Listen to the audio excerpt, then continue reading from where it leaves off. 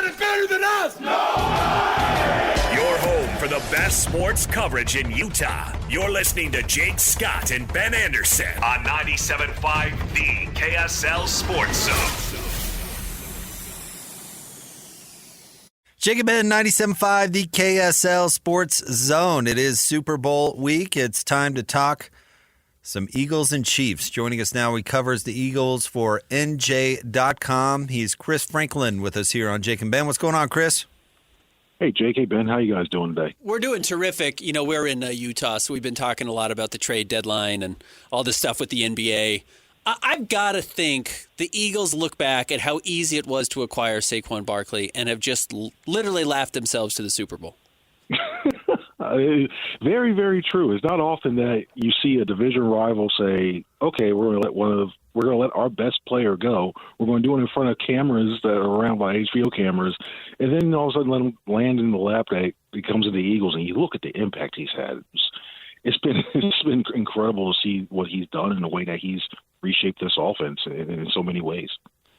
I want to ask you about Jalen Hurts and what he's like to cover, because I love his story. I mean, getting benched in the national championship game, still being there for his team, getting another opportunity in Oklahoma, earning it with the Eagles, you know, playing well as a young player, but continuing to get better. Like, his story is like the football dream story, right? What's he like up close? Well, I know with us, he's pretty quiet and reserved and intentional in his answers. When he talked about it, you can tell he spent a lot of time around Nick Saban because it's a really thing. He even mentions the rat poison about whenever something's too good, you don't listen to it. Whenever something's too bad, you don't listen to it. But overall, you know, you see this guy, to see what he had to deal with. You mentioned the national championship, being benched and everything like that. Then you look at the fact that he came into a situation that was rough here in Philadelphia, where you had Carson Wentz as the established starter, and then all of a sudden the Eagles take him in the second round, and everybody's like, wait, what's going on here? And the fact that Carson Wentz played poorly enough to be benched, and to see the way that Hurts has taken over and at that moment when he took over as a starter, rallied around, got the respect of some veterans, and has just run with this. And you look at his record, 42-12 now. It's crazy the way he just wins, and you see that, and that comes from his reserve style and his intense focus. I think a lot of people, and I'm certainly excusing anyone in Philadelphia because I know they don't feel this way, but we think of Mahomes, we think of this Chiefs dynasty, if you want to call it that they've been on. It's like they really almost lost to the Eagles in the Super Bowl. In fact, they probably should have 2 years ago. The Eagles were up big in that game, got outscored 17-8 in the fourth quarter, and ended up losing 38-35. That was right there for the Eagles. I've got to imagine they have a lot of confidence going into this game, despite the fact that I think the national perspective is that Kansas City is a juggernaut. He just triggered a moment because I was at Super Bowl 57 and looking. I had half the thing written, have my game story written because Mahomes had just limped off the field. Chase Daniel was warming up. I was like, wow, he's probably not coming back. And then next thing you know, you're looking like the Jalen Hurts fumble return down for a touchdown, and next thing you know, James Bradbury hold. Yeah, you're looking at a completely different story. I had 3 windows up there. But the way you look at this team right now, they've come in focus for 2 reasons. One, yeah, they've been here before. A lot of these guys have been there that are in key positions. A.J. Brown, Devontae Smith, Hurts. Defensively, you still have Brandon Graham, who's now playing, who probably will be playing his 3rd one now. It looks like he's on track to do that.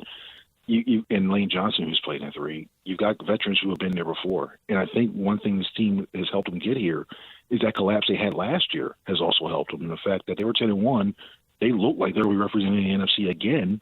But then when you look at the coordinators, the way they're performing, and especially defensive coordinators, in terms of Sean Desai and then Matt Patricia and how that collapse went about, the team came in really focused, really coming in a different demeanor, different attitude, and a purpose.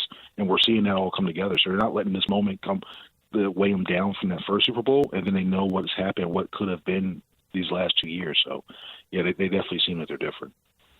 Eagles fans certainly know what a good coach Andy Reid is. He's proved it over and over again at the highest levels.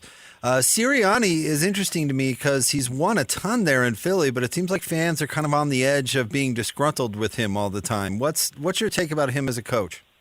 It's crazy because when you look at his record and you look at the way this team keeps winning, And there's calls there is a very very minor pocket, but it's like, why do we have to? Should we still sign him to extension because his contract's up? So it's like, wait, what are you guys thinking about? I think he is emotional. He's toned it down a bit this year, but we've still seen pockets where he may get into some.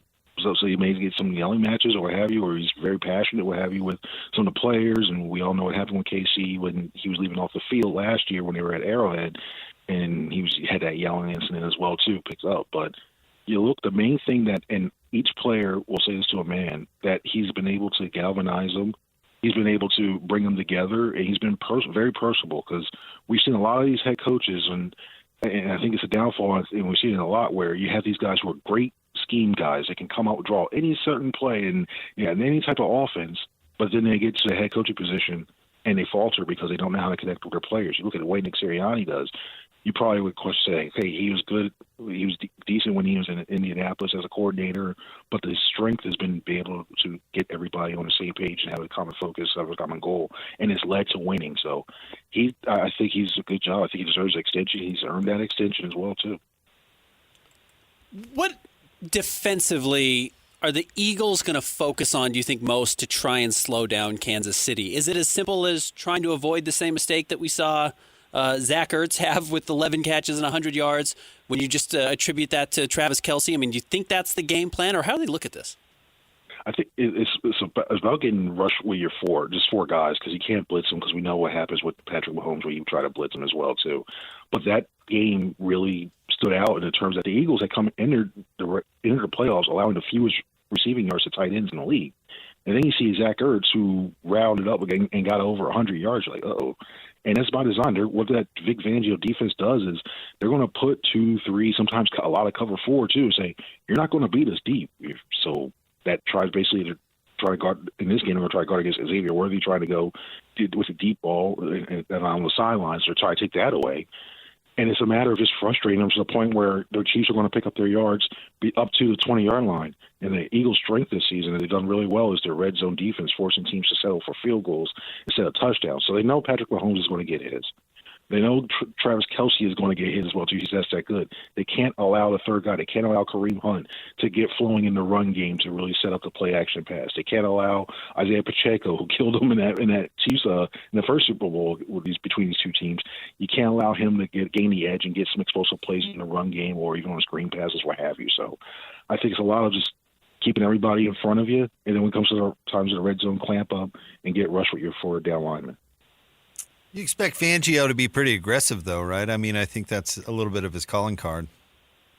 You think so, and it's also I think he's got to try something different, because we know he's lost 8 times to him now. Right. It's like, okay, he tried to, even when you look at the guys he had, like in Miami and even in Denver, you look at it, it's like, okay, yeah, he's got some really big names.